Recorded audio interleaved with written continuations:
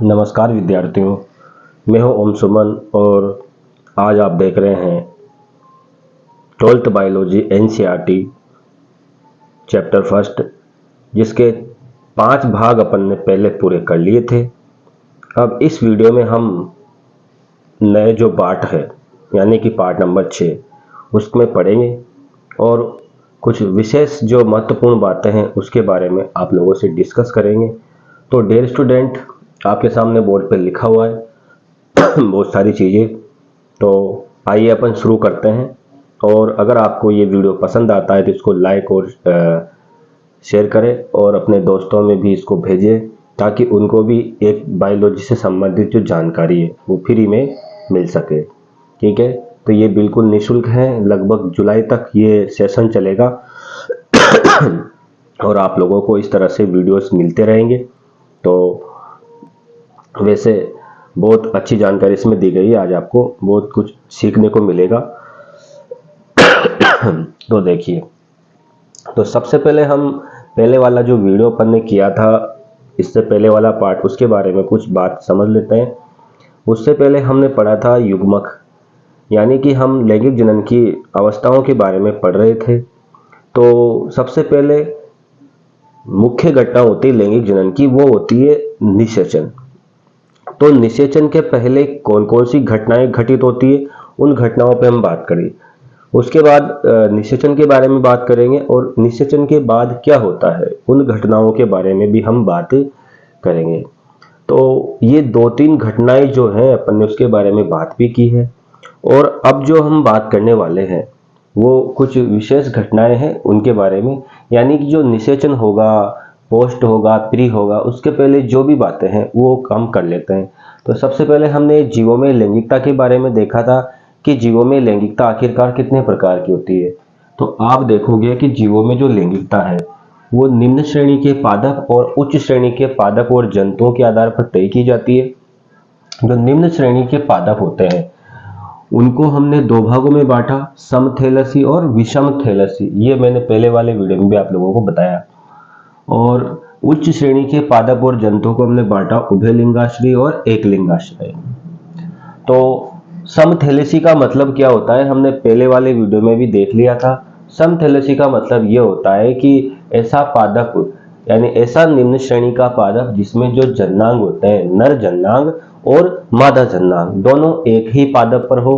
पादप नहीं हो तो उससे पहले ब्रायोफाइटा वगैरह आता है ना। तो ब्रायोफाइट्स जो होते हैं या उससे भी छोटा जो वर्ग है ब्रायोफाइट्स से पहले बनने वाले, तो उनको हम समथैलेसी कहेंगे या विषमथैलेसी कहेंगे। यानी कि अगर एक ही थैलस हो, एक ही पादप शरीर हो तो उसको बोलेंगे समथैलेसी। अगर जो जन्नांग होते हैं वो अलग अलग पादपों पे हो, अलग अलग थैलस पर हो, तो उसको कहते हैं विषमथैलेसी। तो समथैलेसी का उदाहरण होता है यहाँ पर क्या नाम से, कारा, यानी कि एक ही थैलस। देखिए कारा का एक ही पादप है, ठीक है। इस कारा के एक ही पादप पे पुधानी और स्त्रीधानी लगी हुई है और इन्हीं पे बनते हैं पुधानी और स्त्रीधानी में जो युग्मक बनते हैं वो यहाँ पर बनते हैं, ठीक है।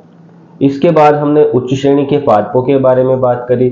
उच्च श्रेणी के पादपों में उसको हम कहते हैं उभयलिंगाश्रयी और एक लिंगाश्रयी। ये आश्रय बोलते हैं, पादपों में हम इनको आश्रय बोल देते हैं और जंतुओं में सिर्फ इनको एकलिंगी या द्विलिंगी अपन कह सकते हैं। तो देखिए आप, उभयलिंगाश्रयी के उदाहरण आपसे पेपर में पूछे तो नारियल यानी कोकोनट, कुकुरबिटा और मक्का यानी सीसीएम से याद रख लीजिए। आप किससे याद रख लीजिए? सीसीएम से ये एग्जाम्पल को आप याद रख सकते हो। दूसरा उदाहरण है खजूर और पपीते का, जो एक लिंगाश्रयी का उदाहरण है। यानी कि पादपों में हम इसको एक लिंगाश्रयी, द्विलिंगाश्रयी या अभिलिंगाश्रयी कहेंगे। जंतुओं में तो हम इसको कह ही देते हैं एक लिंगी और द्विलिंगी, ठीक है। बात समझ में आई आप लोगों के? अगली हम बात करते हैं यहाँ पर, ये देखिए जंतुओं की अगर हम बात करें तो जंतुओं में इसको हम क्या कहेंगे? तो जंतुओं में इसको द्विलिंगी कहेंगे और एक लिंगी कहेंगे। यानी कि द्विलिंगी में बाइसेक्सुअल यानी कि सेक्स ऑर्गन दो होते हैं, यानी कि दोनों ही जो सेक्स ऑर्गन होते हैं वो क्या होते हैं? एक ही जंतु में होते हैं। जैसे उदाहरण ले लीजिए आप केंचुआ, दूसरा उदाहरण ले लीजिए आप जोंक, तीसरा उदाहरण स्पंज और टेपवर्म या फीताकृमि। ये उदाहरण हम ले सकते हैं तो ये जो उदाहरण है, तो इन उदाहरणों के आधार पर हम इसको जानेंगे।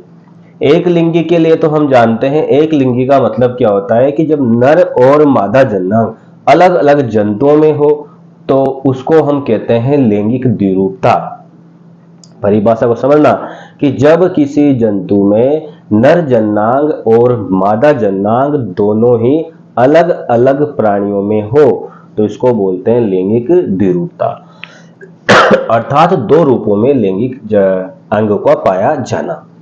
इसका सिंपल सा उदाहरण है उच्च श्रेणी के कोडेटा, यानी कि हम प्राणी, उसमें हम इसको देख सकते हैं।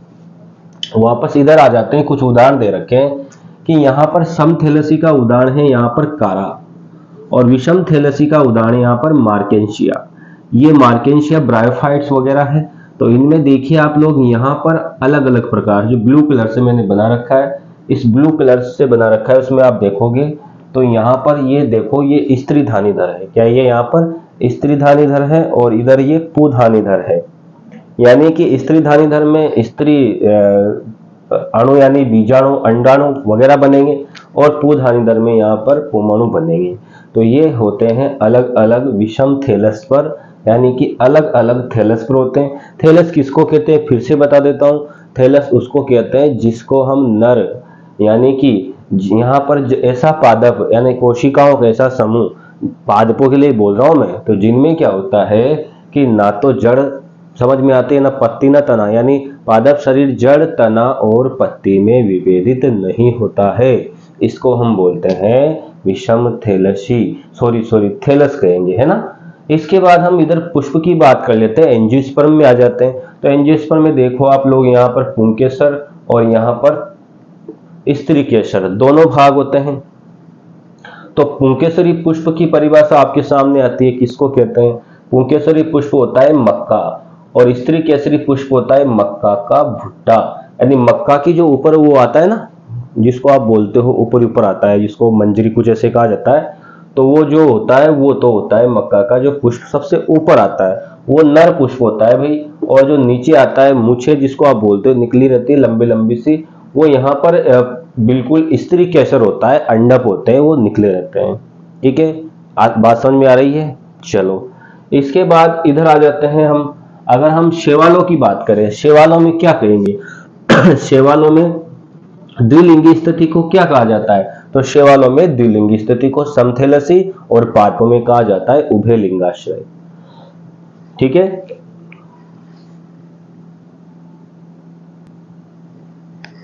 ठीक है। तो शैवालों में, शैवाल की बात की जाए तो शैवाल में अगर द्विलिंगी यानी दोनों ही नर जन्नांग और मादा जन्नांग एक में ही है तो समथैलेसी। अगर पादपों के लिए इस शब्द को कहा जाए, आपसे बोला जाए कि पादपों के लिए इसका क्या नाम देंगे, तो पादपों के लिए अगर नर और मादा जन्नांग दोनों एक ही पादप में हो तो ऐसी स्थिति को बोलते हैं उभयलिंगाश्रय। क्या कहते हैं, उभयलिंगाश्रय। क्लियर है। अगर जंतु, अगर हम बात करें शैवालों के लिए, तो अगर एक ही यानी नर और मादा जन्नांग दोनों अलग अलग थैलस पर हो तो उसको बोलते हैं विषम थैलेसी। अगर यही पादपों के लिए कहा जाए तो एक लिंगाश्रयी, जंतु के लिए कहा जाए तो एक लिंगी। क्लियर बात। ठीक। अब यहां पर हमसे पूछा जाए कि युग्मक का जो निर्माण करती है, युग्मक बनाने वाली जो कोशिकाएं होती है, उनको आखिरकार किस नाम से जाना जाता है। तो युग्मक बनाने वाली कोशिकाएं जो होती है उनको मियोसाइट कहते हैं। युग्मक निर्माण करने वाली जो कोशिकाएं होती है उन कोशिकाओं को हम कहते हैं मियोसाइट। और ये मियोसाइट जो होती है इसी में होता है विभाजन। तो आइए अगर इसके बाद हम बात करते हैं कि जो युग्मक जनन होता है, युग्मक जनन होता है, उस युग्मक जनन के दौरान 3 प्रकार के अर्धसूत्री विभाजन होते हैं। तो ये तीनों प्रकार के अर्धसूत्री विभाजन हैं, ये आखिरकार होते कहां कहां पर है, उन्हीं चीजों के बारे में हम चर्चा करेंगे कि जो विभाजन होते हैं वो कहां कहां पर होते हैं। ठीक है, तो युग्मक निर्माण के दौरान अर्धसूत्री विभाजन के बारे में हम चर्चा कर रहे हैं, तो करते हैं चर्चा। ठीक है, तो युग्मक निर्माण के दौरान जो अर्धसूत्री विभाजन होता है उसी के लिए हम बात कर रहे हैं। तो सबसे पहले हम बात करेंगे यहां पर, ये 3 प्रकार का होता है। सबसे पहला प्रकार होता है जाइगोटिक, दूसरा प्रकार होता है स्फोरिक, और तीसरा प्रकार होता है यहाँ पर गैमेटिक। इनको मैं हिंदी में बताऊं तो युग्मनज ही है, युग्मनज यानी जो विभाजन होगा युग्मनज में होगा। दूसरा है बीजाणुविक या स्पोरिक, ये उच्च पादपों में होता है और ये जो होता है इसमें जो विभाजन होगा तो वो होता है यहाँ पर बीजाणुओं में, बीजाणुद्भिद में। इसके अलावा तीसरा जो है ये है हमारा युग्मकीय, ये युग्मक निर्माण में होता है, उच्च श्रेणी के जंतुओं में सा संपन्न होता है। तो आइए बात करते हैं युग्मनजीय के बारे में। तो युग्मनजीय में किस प्रकार से होता है, तो देखिए आप लोग इधर पहले तो आप उदाहरण समझे, उदाहरण आप याद रखोगे तो आपके बहुत काम आने वाला है।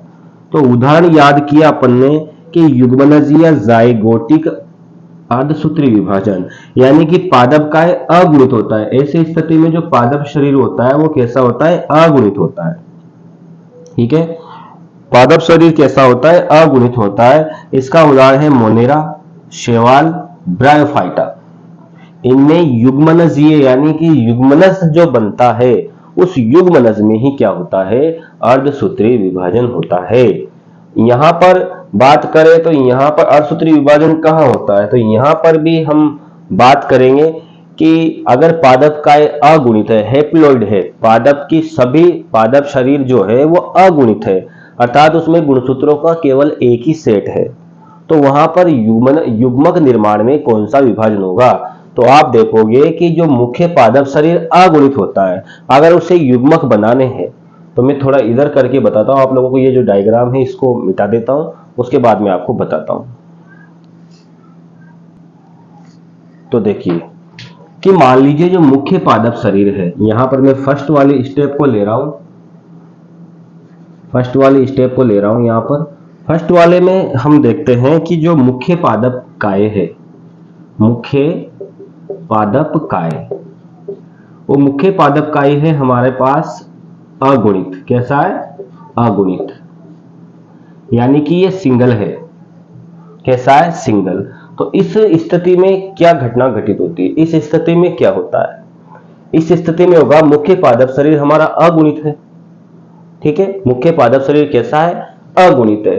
तो इसमें जो विभाजन होगा युग्मक बनाना है। क्या बनाना है, युग्मक बनाने हैं अपन को। तो युग्मक बनाते समय यहां पर कौन सा विभाजन होगा, समसूत्री। कौन सा होगा, समसूत्री। तो यहां पर जो विभाजन होगा वो होगा समसूत्री। तो समसूत्री विभाजन से युग्मक बन गए अगुणित। मान लीजिए ये मादा बन गया और ये बन गया यहां पर नर। ऐसे दो प्रकार के युग्मक यहां पर बन गए। अब युग्मक का क्या होगा, बाद में संलयन होगा। इसी को हम क्या कहते हैं, निषेचन कहते हैं भाई। क्या कहते हैं, निषेचन।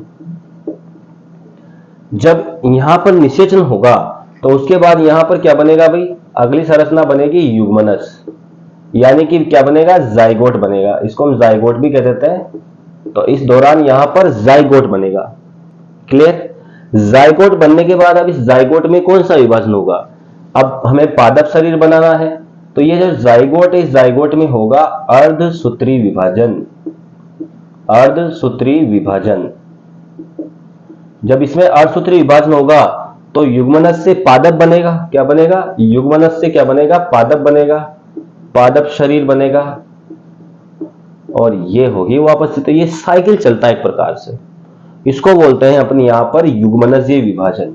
कौन सा, युग्मनजीय। तो युग्मनज में कौन सा विभाजन हुआ, अर्धसूत्री विभाजन। एक टाइप तो यह है युग्मनजीय विभाजन। दूसरा टाइप कौन सा है, दूसरा टाइप है बीजाणुविक। उसके बारे में मैं बात कर लेता हूं। बीजाणुविक किसमें होता है, जिम्नोस्पर्म और एंजियोस्पर्म में होता है। जिम्नोस्पर्म में और एंजियोस्पर्म में इस प्रकार का होता है। तो किस प्रकार से होता है उसके बारे में भी देख लीजिए। ये फिर से समझ लीजिए, हमारा पादप शरीर अगुणित है, ऐसा किसमें हुआ, हमारा पादप शरीर अगुणित है, ऐसा हो रहा है भाई किसमें, ऐसा हो रहा है यहां पर ये शैवाल में और ब्रायोफाइटा में ऐसा हो रहा है। उसके बाद जिम्नोस्पर्म और एंजियोस्पर्म आ जाएगा, तो उसमें क्या होगा, तो जिम्नोस्पर्म और एंजियोस्पर्म जब आ जाएगा तो उसके दौरान क्या होने वाला है, तो उसमें चर्चा कर लेते हैं।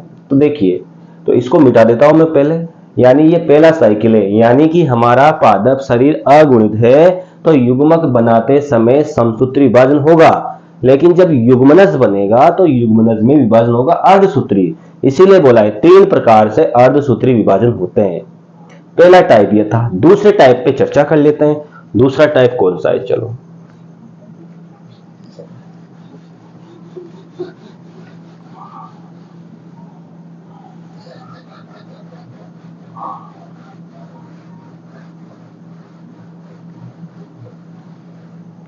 देखिए। वैसे ये होता किसमें, सेकंड वाला है बीजाणविक। कैसा है भाई, सेकंड वाला बीजाणविक। बीजाणविक के बारे में बात कर लेते हैं, है ना, या स्पोरिक,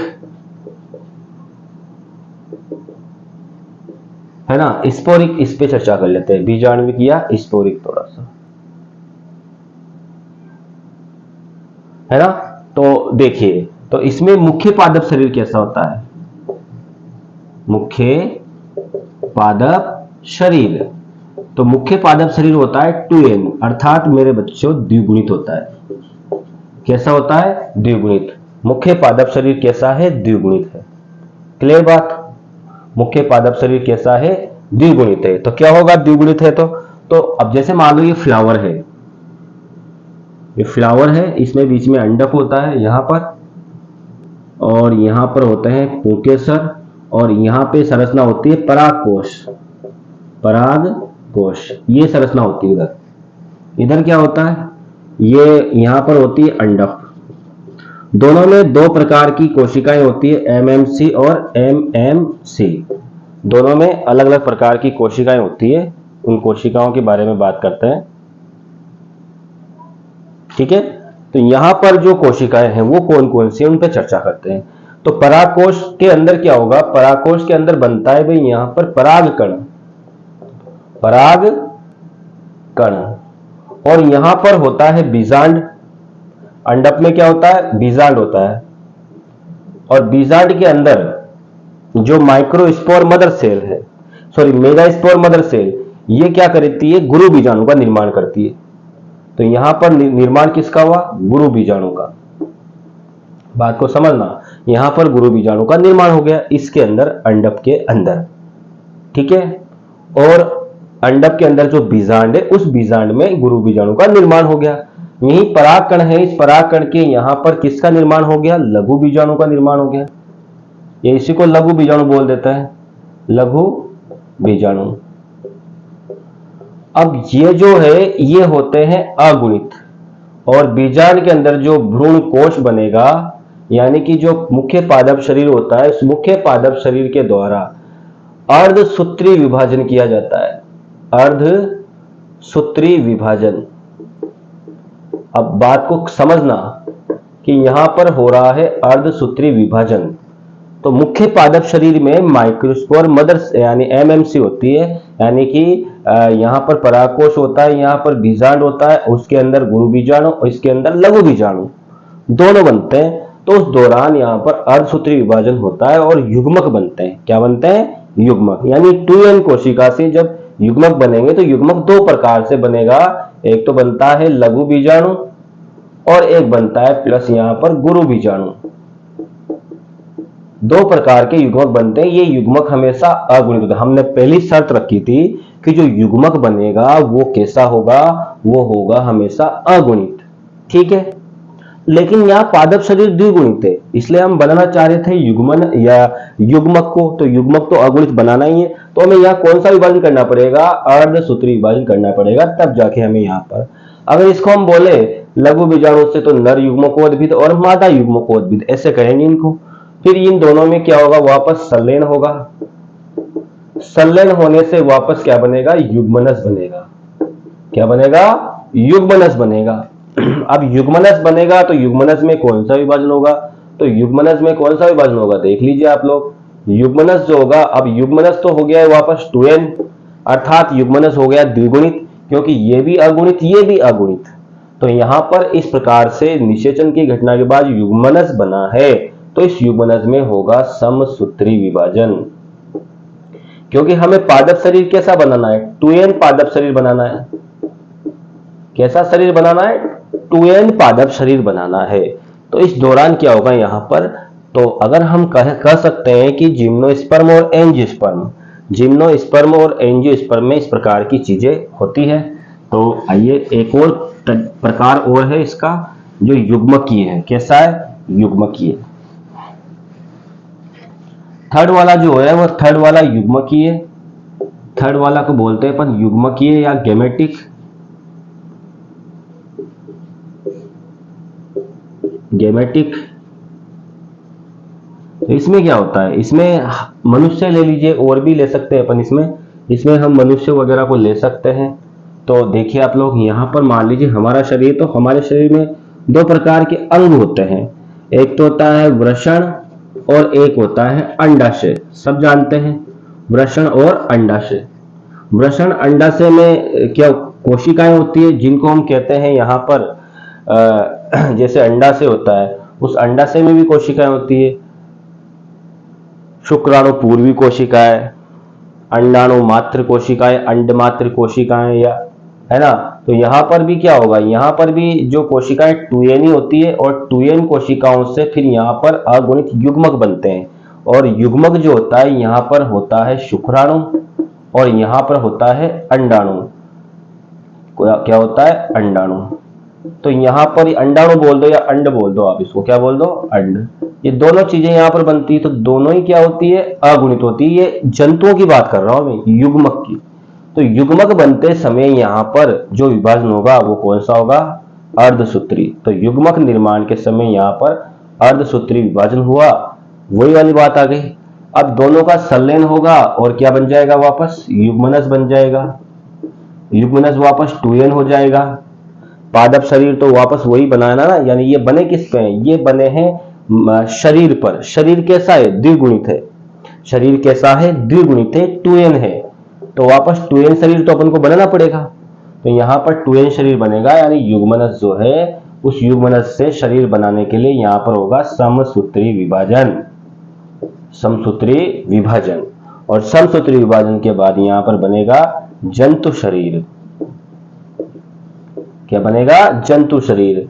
और जंतु शरीर बनेगा, उसके बाद जो घटना आती है बनने से पहले, उसको बोलते हैं भ्रूणोद्भव, है ना। ये कई घटनाएं अपन आगे जाकर के देखने वाले हैं। तो मेरे प्रिय विद्यार्थियों, आप समझ ही गए होंगे कि मैं आपको क्या चीज बताना चाह रहा हूं। मैं आपको बताना चाह रहा हूं कि युग्मक निर्माण के दौरान अर्धसूत्री विभाजन कहां कहां पर होता है। तो ये हमने देखा एक जगह, तो फर्स्ट में ही हमने देखा समसूत्री विभाजन हो गया। ठीक है, क्लियर है बात? तो बिल्कुल अच्छे से मैंने आप लोगों को समझाने का प्रयास किया है। अगर आप लोगों को ये वीडियो पसंद आता है तो इसको शेयर करें और अपने दोस्तों को भेजें। बहुत ही अच्छे तरीके से मैं आपको समझाने का प्रयास कर रहा हूँ। 12th बायोलॉजी की जो एनसीईआरटी की लैंग्वेज को बिल्कुल आपकी आसान भाषा में आपको समझाने का प्रयास कर रहा हूँ। तो डे स्टूडेंट और अपने मित्रों में जो भी 12th में पढ़ता हो, उन सबको आप ये वीडियो भेजें। लगभग पहला चैप्टर समाप्ति की ओर है, 5वां या 6ठा वीडियो है ये। इसके बाद अपन नेक्स्ट चैप्टर नंबर 2 के बारे में बात करेंगे। इसके बाद ये वीडियो खत्म होने के बाद हम इस पार्ट के कुछ क्वेश्चंस आंसर हैं वो भी हम करेंगे डिस्कस आप लोगों से। तो ठीक है, अभी के लिए इतना ही। नेक्स्ट वीडियो में हम पढ़ेंगे और भी जो, यानी अब हम निषेचन के बारे में। अपन ने 3 प्रकार पढ़े थे, है ना। पहला वाला प्रकार हमने पढ़ा था हाँ, निषेचन पूर्व घटना है। निषेचन के पूर्व युग्मक निर्माण होता है, तो हमने पढ़ ही लिया कैसे कैसे होता है। युग्मक किसको कहते हैं सब जान गए। युग्मक अगुणित कोशिका होती है ना। युग्मक कभी भी जोड़ों में नहीं होता है ना, ऐसे। ठीक है, चलो।